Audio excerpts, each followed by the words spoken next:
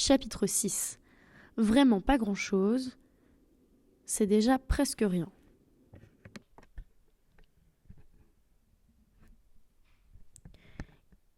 Il y a quelques mois, j'étais au musée de Grenoble où il y avait l'exposition de la nature, du 22 octobre 2022 au 19 mars 2023, avec Giuseppe Pedone, Cristina Iglesias, Philippe Cognet et Wolfgang Laib. C'est une exposition qui, comme son nom l'indique, parlait de la nature et de la relation qu'entretient chaque artiste avec elle. Et le travail de Wolfgang Laib, moi, il m'a bien plu. J'ai trouvé que c'était un peu le rien. Le genre de rien qui touche, qui est joli à voir. Par exemple, il a récupéré plein de pollen pendant longtemps, parce que le pollen, ça ne se récupère pas comme ça en un claquement de doigts, hein. Il a pris du temps, Wolfgang Laib, pour récupérer tout ce pollen. Il explique que c'est un geste beau et fort, car son médium de création, il était déjà là. Il est déjà créé par quelque chose qui le dépasse.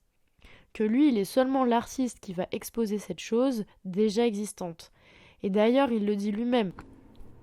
Mon travail renvoie à l'idée que même si je peux collecter le pollen et le conserver, je n'ai pas produit ce pollen, car c'est bien au-dessus de ma personne, au-dessus de l'individu. Et alors tout ce pollen, il en fait un très grand carré sur le sol, comme un grand nuage. Et c'est juste ça. Le pollen, c'est du rien.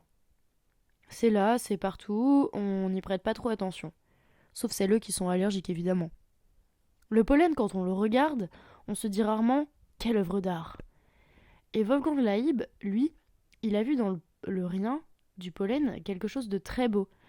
Il dit Il est au centre, je ne fais que le préserver.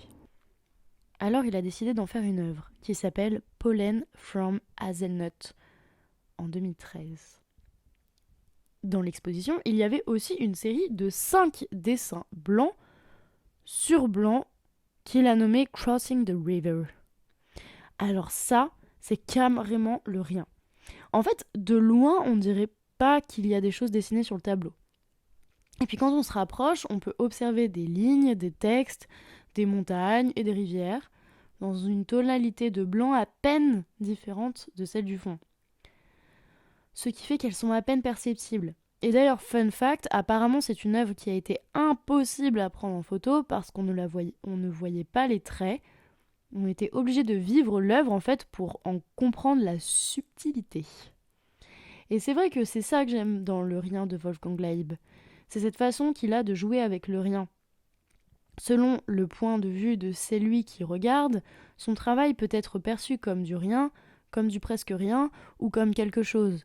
Mais en tout cas, il y a cette idée de faire de l'art au minimum, de prendre la matière dans son état le plus pur, en extraire la composante la plus essentielle, pour en faire une œuvre unitaire.